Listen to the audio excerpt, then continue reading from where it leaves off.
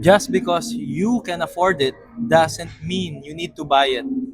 So isa yan sa pinaka-hardest lesson na natutunan ko noon. Kasi isa yan sa mga nagpa-broke sa akin.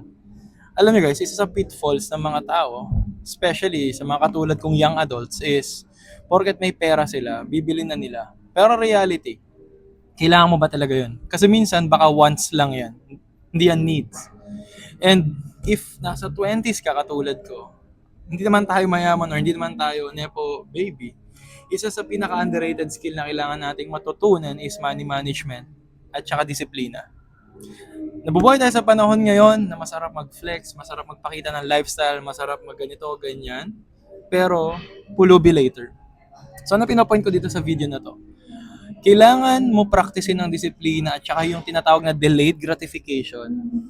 Hindi dahil hindi dahil parang pinapahirapan mo sarili mo, kundi kailangan mo mag-buy ng security kasi when the times na kakailanganin mo yung pera like pinakailangan mo, tapos wala kang pera, mahirap yun.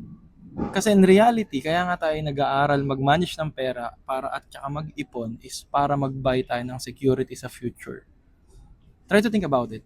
Kung ikaw yung tao na nag-iipon ka ng, let's say, 10,000 per month, tapos kumikita ka ng 30,000 per month, tapos yung expense mo doon, 20,000, so nagsasave ka ng 10K, every time na nagsasave ka, nagbabay ka ng 15 days sa buhay mo. Parang, so every 2 months mo, ibig sabihin, naipon, nakaka-save ka ng 1 month na expense.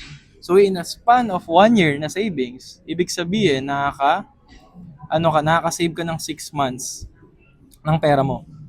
So, hindi naman pala talaga, kaya ka nag-ipon, hindi naman talaga para tipidin mo sarili mo at sa whatsoever.